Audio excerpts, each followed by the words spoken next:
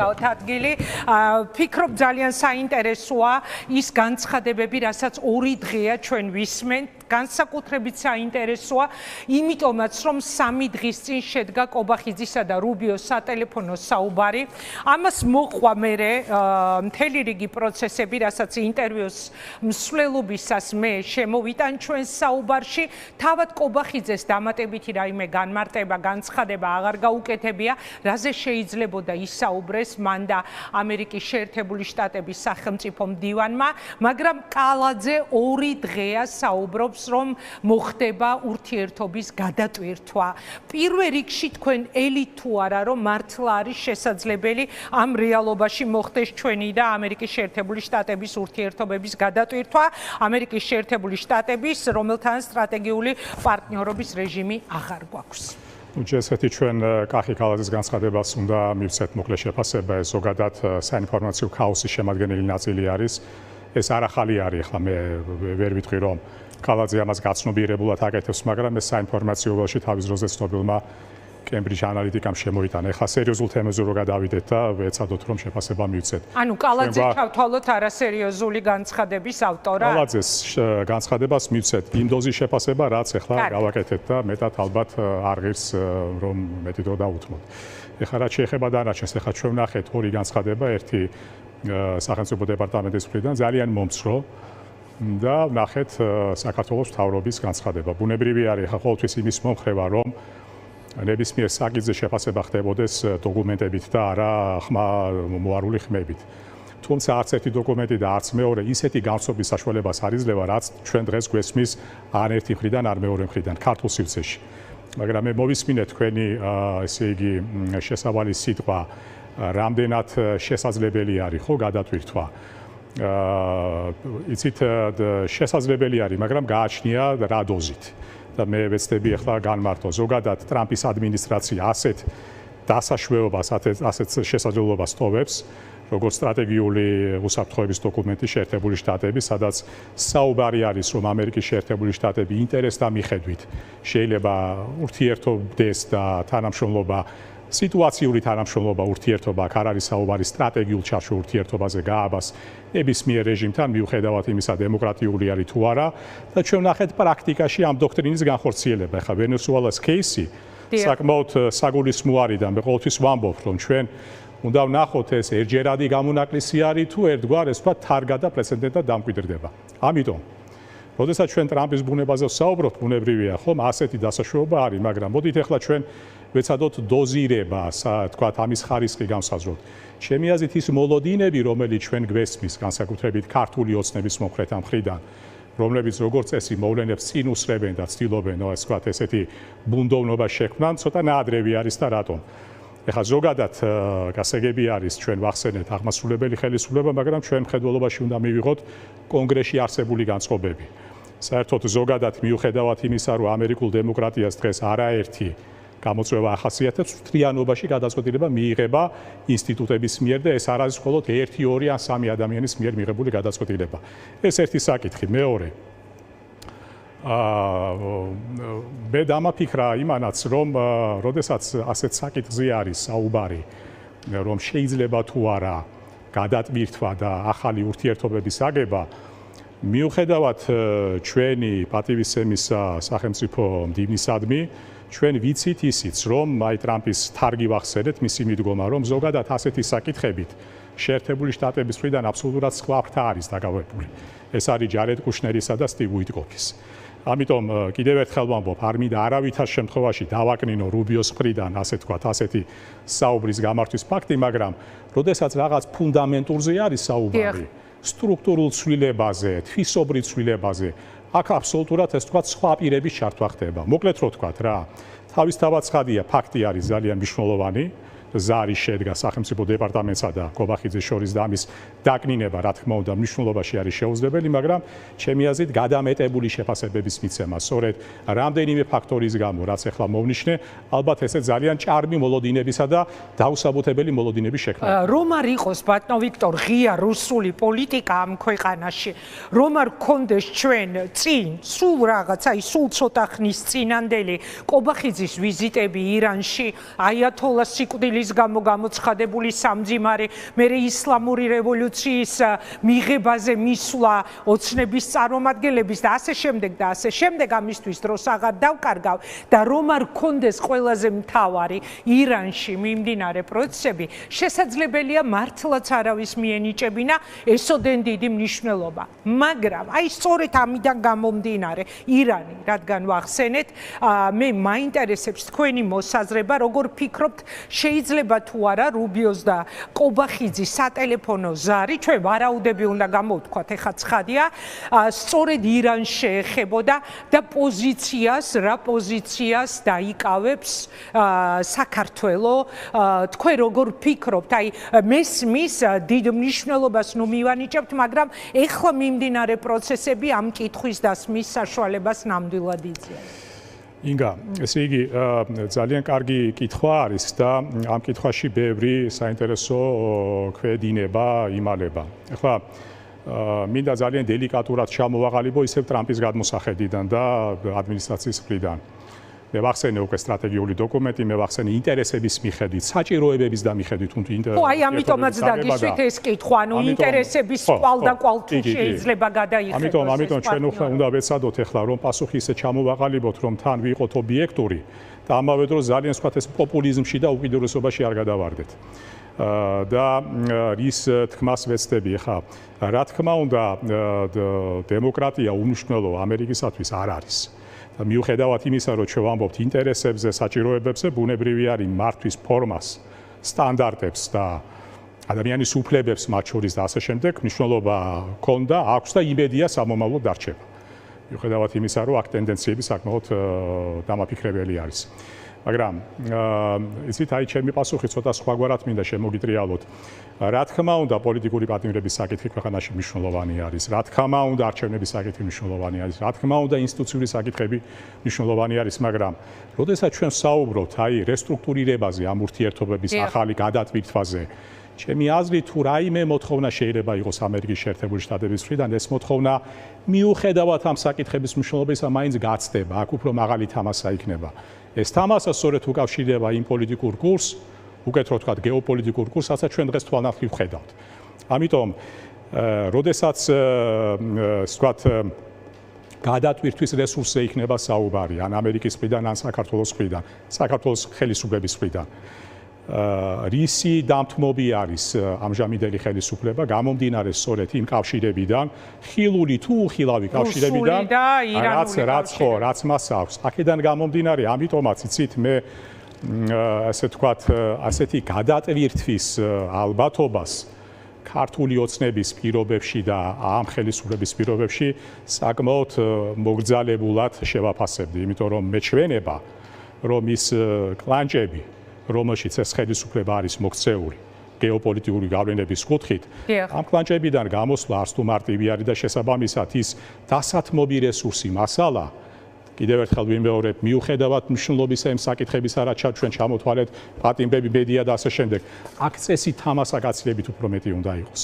ჩემი აზრით, მხოლოდ საარჩევნო სისტემით ან პოლიტიკური კლიმატი ტრამპის ადმინისტრაცია არ დაკმაყოფილდება, ის მოითხოვს გაცილებით მეც.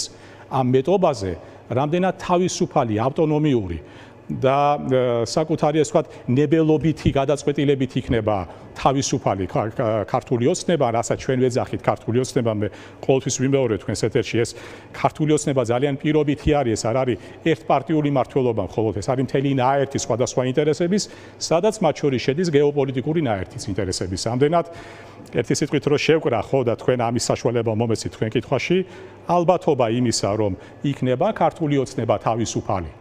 ასეთ გადატვირთვაზე წასვლისა, თუ ეს თამასა ამერიკელების მხრიდან იქნება გეოპოლიტიკური ხასიათის, რეგიონული ხასიათის, აქაც ჩვენ შეიძლება ძალიან დიდი ალბათობით ეჭვი შევიტანოთ. ხო, აქ ძალიან საინტერესო არის თავისთავად ის ფაქტი, რომ ყობახიძეს გარდა იმისა, რაც დაწერა მან X-ზე, მეტი განმარტება აღარ გაუკეთებია. ეს ძალიან დამაფიქრებელი იყო, რომ ნამდვილად შესაძლებელია სწორედ მაგ მიმართულებით შედგა ეს საუბარი. თანაც თუ კი გავიხსენებთ საქართველოში ირანის ისლამური რესპუბლიკის ელჩის მყისიერ რეაქციას სულ რამდენიმე საათი გავიდა და ალი მოჯადმა ეს მუქარა ნარევი, პირდაპირ ვთქვათ, მუქარა ნარევი, როგორც ნეტგაზეთმა უწოდა და სრულიად ობიექტურად ეს Facebook სტატუსი გამოაქვეყნა. მერე ესეც საინტერესო იყო, რამდენიმე საათში ეს Facebook გვერდი აღარ იძებნებოდა, მაგრამ X-ზე დარჩა, პლატფორმა X-ზე დარჩა ირანის ელჩის ეს განცხადება. ამიტომ თვითონ ის რომ კობახიძე დუმს, აი ამ წამამდე დუმს უკვე ბევრი დასკვნის აუცილებლად უნდა გამოვეხმაურო, იმიტომ რომ ეს არის ძალიან ყურადღებიანი დამკვირვებელისა და ჟურნალისტის შეფასება. ჩვენ ხომ ვხედავთ როგორი არის ოცნების ხელწერა. როდესაც რაიმე ხდება სასიკეთო, ან რისი გაბევრება შეიძლება პოზიტიური შინაარსის, დღეების განმავლობაში არ წყდება შეფასებები. ჩვენ ვნახეთ ის, რაც ვნახეთ, ანუ იყო ძალიან მომცრო განცხადება კიდევ ერთხელ ვაბობ მთავრობის მხრიდან, პრაქტიკულად სხვა კომენტარი. ხელისუფლების მხრიდან თუ კალაძის დღევანდელ შეფასებას არ ჩავთვლით, ჩვენ არ გვინახავს და სოციმედიაშიც ახლა მე ვერ გეტყვით 24 საათიან რეჟიმში ვაკვირდები მათ თქვათ მოლაპარაკე თავებს, მაგრამ აქაც ძალიან დოზირებული შეფასებები იყო და ხო, ანუ ამბავი არ მოყვა, რასაც სხვა შემთხვევაში ნახავდით კამპანიური ხასიათი არ შეუძენია, ეს ფაქტია. ეს რაზე მეტყველებს, რომ დილემაა აქვთ, აი უფრო დავაკონკრეტებ, სანქციებ დადებული ივანიშვილი, სანქციები, რომელიც არის სასიცოცხლოდ მნიშვნელოვანი, პირველ რიგში ივანიშვილისთვის და მერე იმ ხალხისთვის, ვინც მის პოლიტიკურ გუნდს წარმოადგენს, მისთვის და კობახიძისთვის და ამ გუნდისთვის, როგორც ჩანს, რაღაც დილემა ამ წუთას, როგორც რუსეთის მოკავშირეებისთვის, ირანის მეგობრებისთვის, ანძის ამთები ხალხისთვის. აი ამან გააჩინა, ხო, ბატონო ვიქტორ, თავისთავად ეს კითხვა, სხვა შემთხვევაში ოცნება ბრიფინგზე ჩაატარებდა და კომენტარზე ჩაატარებდა. ვინაიდან არც თქვენ და არც მე იმ საუბარს არ დავსვები ვარ, ორიდან ერთ-ერთი ვარიანტი არის. ან ითქვა ისეთი რამ რუბიოს მხრიდან, რაც არ იყო კობახიძის მხრიდან სასურველი მოსასმენად, ან ეს ერთი ვარიანტი, ან არაფერი არ ითქვა ისეთი, რაც შეიძლებოდა ან კამპანიური ხასიათით ატაცებულიყო, როგორც საგარეო პოლიტიკაში ამერიკის შეერთებულ შტატებთან გარღვევის მომასწავლებელი და ეს თქვათ ოცნების პოლიტიკის აღნიშვნელი.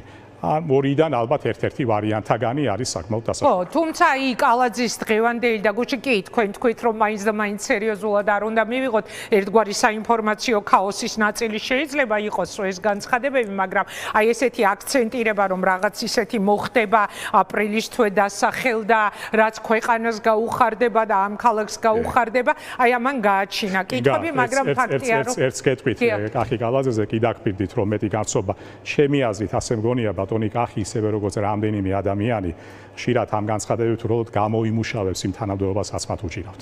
არც მეტი და არც ნაკლები. გამოიმუშავებს თანამდებობას. ესეთ მოდით ესე გეტყვით რა, კიდევ მორიგ შეფასებას ასე მოვაყოთ. თქვენ ხო, ლოგიკურია თქვენი პასუხი, მაგრამ ძალიან საინტერესო ფორმულირება გააკეთეთ. მით უმეტეს იმ ჭრილში, რაც ქართულ ოცნებაში მიდის სხვადასხვა ჯგუფებს შორის, ალბათ ასეთი გამომუშავება განსაკუთრებით უფასდება სხვადასხვა თანამდებობის პირებს და ამ გარჯას მოდით მჭყარებში მათ ნუ დაუგარქავთ. ხო, თან ნაღმზე როცა უფეთქდება, თუნდაც დღევანდელი ამბავი, ხო? აქამდე ჩვენ ნანახი გქონდა ჯარისკაცების ფულის ჭამა, საბავშვო ბაღების ფულის ჭამა და დღეს გვეუბნებიან, თვითონ სუსი ამბობს, ეს არაა რომელიმე ჟურნალისტის გამოძიებული ამბავი, თვითონ სუსმა გითხრა, რომ ამჯერად უკვე სოციალურად დაუცველების ფული უჭამია და მილიონები. ამიტომ ძალიან მომეწონა თქვენი ნებართვით, შესაძლებელია გადაცემებში გამოვიყენო ხოლმე ეს ორი სიტყვა. თანამდებობის გამომუშავება ძალიან სწორია. ბატონო ვიქტორ, რა განვითარებას ელოდებით ახლა საგარეო მიმართულებით? ეს ძალიან მნიშვნელოვანია. მაგალითად შვეიცარიის გადაწყვეტილება, რომელიც დაიდო 3 აპრილიდან დიპლომატიური პასპორტების თაობაზე. სულ ცოტა ხნის წინ მიღებული დასკვნა, ეგრეთ წოდებული მოსკოვის მექანიზმის ფარგლებში დადებული დასკვნა უმძიმესი ივანიშვილისთვის და ქართული ოცნებისთვის. ეს ყველაფერი რას მოასწავებს მათთვის? ინგა, ზოგადად ეხლა სანქციებს რა თქმა უნდა თავისი მნიშვნელობა აქვს, მაგრამ ყოველთვის მომხრე ვარ, რომ ძალიან გადავაჭარბებთ სანქციების მნიშვნელობას. და არა იმიტომ, რომ ქართულ რეალობაზე არის საუბარი, არამედ ზოგადად სანქციებთან დაკავშირებით დღეს საერთაშორისო პრაქტიკაში ძალიან კრიტიკული დამოკიდებულება არის. სანქციების დაახლოებით მესამედი თუ აღწევს თავის მიზანს. სანქციის უმთავრესი მიზანი არის არა იმდენად ვინმეს დასანქცირება, არამედ პოლიტიკური მიზნებისა და კურსის შეცვლა. ამიტომაც დღეს ძალიან ისეთი ცხარე დებატები მიდის და ჩვენ ამაში შემოვიდა ესეთი ტერმინი ჭკვიანი სანქციები, მართვადი სანქციები. რომ სანქციები ხელაღებით ყოველთვის ეფექტის და შედეგის მომტანი არ არის. ეხლა ეს ერთი დათქმა, თუმცა კიდევ ერთხელ ვიმეორებ, საერთო სურათში, რა თქმა უნდა, ყველა კომპონენტს თავისი მნიშვნელობა აქვს. ხა რაც შეეხება მოლოდინებს, ეხლა ბუნებრივია რა მოლოდინები აქვთ ოცნების მესვეურებს და ლიდერშიპს, ჩვენთვის ასევე ამაზე ფიქრი ძალიან შეიძლება ძალიან რთული არის, მაგრამ მე მაინც ასეთ დაშვებას გავაკეთებ. შეიძლება ვწდები, მაგრამ ჩემი დაშვება ასეთი არის, რომ თუ ჩვენ ავიღებთ კოლექტიურ დასავლეთს, აქაც ოცნებას ალბათ ორი პრიორიტეტი აქვს. ერთი არის ევროპა, ევროკავშირი და მეორე შეერთებული შტატები. ორივეს ოცნებისათვის აქვს თავისი მისთვის განკუთვნილი უნიკალური დატვირთვა. ასე მაგალითად, ევროკავშირი არის ფეხქვეშ გაგდებული და პროპაგანდის კუთხით, ესე ვთქვათ, საკუთარი პროპაგანდის გაბევრების მიზნით იყენებს როგორც აი მოკრივეები, რომ სხალს იყენებენ, ეგრეთ წოდებულს და ესე ვთქვათ, არ ერიდება ამ ხრივ ამ რესურსის გამოცხადებული მტერი ამ რესურსის გახარჯვას და თავისთავად ცხადია, რომ ეხლა თუ ჩვენ ვიხილეთ, რომ გასული წელი, რომელიც არანაკლებ რთული იყო, მაინც საქართველოში დემოკრატიულ და არადემოკრატიულ ძალებს შორის ერთგვარ საყაიმო შედეგად დასრულდა, წელს ოცნება მაქსიმალურად მიზანმიმართული იქნება, რომ ამ მიზანს მიაღწიოს თავიდან ბოლომდე და ერთ-ერთი მიზანი ალბათ არის გააჩინოს ევროპელებში განცდა საქართველოთი გადაღლისა. აი ეს არის ალბათ მთავარი მიზანი, რასაც ეს პროპაგანდა და ეს ნაბიჯები ასვათ მიზნად იქცევა. ამერიკის შეერთებულ შტატებთან მიმართებაში ბევრად უფრო ხილები არიან. ამერიკის სტეიტი, მაგრამ მაინც ჩემი აზრით შეერთებული შტატების პოლიტიკას ტრამპის ადმინისტრაციას უყურებენ უფრო ინსტრუმენტალური კუთხით, ამიტომაც აქ მიუხედავად იმისა, რომ კოლექტიური დასავლეთი, მაგრამ მაინც ჩვენ დაყოფა უნდა მოვახდინოთ ამ ორშრეთ, რომ ვთქვათ, ესე ევროპულ შესაქვს აბსოლუტურად სხვა დატვირთვა. ოცნების გადმოსახედან ამერიკას აქვს აბსოლუტურად სხვა დატვირთვა. ეს გასაგებიც არის ასეთი დაყოფა. კიდევ ერთხელ თუ ჩვენ იმ შეიძლება უხერხულ, მაგრამ ჩვენთვის საჭირო კითხვას დაუბრუნდებით, რომ რამდენად შესაძლებელი არის შეერთებული შტატების ამჟამინდელ ადმინისტრაციასთან ურთიერთობების გადატვირთვა, ჩვენ ამის ალბათობას ბოლომდე ნუ გამოვრიცხავთ, მაგრამ იმ ფაქტორებთან ერთად ინგა აუცილებლად უნდა ვახსენოთ, რომ ამ გადატვირთვის ოცნების პირობებში გადატვირთვის ალბათობის მინიმიზაცია მათ შორის დამოკიდებული არის საქართველოში ქმედითი ოპოზიციური პოლიტიკური აზრის და ძალის გაჩენაზე. შეერთებულმა შტატებმა უნდა დაინახონ, რომ ის გადატვირთვა და ის მოლოდინები არა მარტო ოცნებასთან არის შესაძლებელი, არამედ გაცილებით უფრო გრძელვადიან, პროგნოზირებად, სტაბილურ და იცით, აი, კომპეტენციისა და პასუხისმგებლობის პირობებში შესაძლებელი არის აბსოლუტურად სხვა პოლიტიკურ ძალებთან. ამდენად, მხოლოდ იმის მოლოდინი, რომ ჩვენ ვუცქიროთ ოცნებისა და ამერიკის შეერთებული შტატების ამ პოლიტიკურ ჭიდილს თუ დუელს, ალბათ ძალიან, ასე ვთქვათ, ისეთი მიამიტური დამოკიდებულება იქნება. რაც უფრო საქართველოში გაგრძელდება ეს გამოკიდებული ვითარება, რომ ქვეყნის პოლიტიკურ ველზე არ გამოჩნდება ძალა-ან ძალთა ერთობა, რომელიც ასეთ განაცხადს გააკეთებს არა მარტო ქვეყნის შიგნით, არამედ ქვეყნის გარეთ და მათ შორის პასუხისმგებლობას აიღებს. ჩვენთვის ძალიან მნიშვნელოვან დისციპლინაზე, რასაც ჩვენ საგარეო პოლიტიკაში არ ვსაუბრობთ, ეს არის რეგიონული პოლიტიკა.